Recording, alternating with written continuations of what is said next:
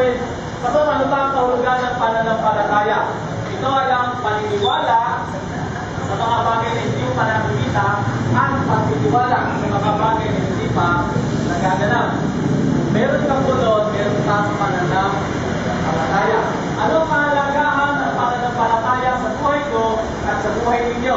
Hindi naman yung ating pag-aaralan po kayo. Kasi sabi nga natin, pananampalataya na liligtas. Sa una, makibasa nga ng mga kalalakihan ang Hebreo 11:6.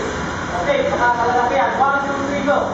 At ang tinigilan ng Diyos ang hindi na nais sa kanya, sapagkat ang sino pa kumakain sa Diyos ay dapat magawa ng Diyos, at siya ay magbibigay ng nagpapala sa mga kasalanan niya. Yan, tatanungin ko kayo, kapag tayo lumapit sa Diyos ng pananampalataya, manulugod kaya siya? Hindi ko. So, tandaan po natin, bakit mahalaga na meron akong pananampalataya? Kasi kung wala kang pananampalataya, hindi natin magbibigyan.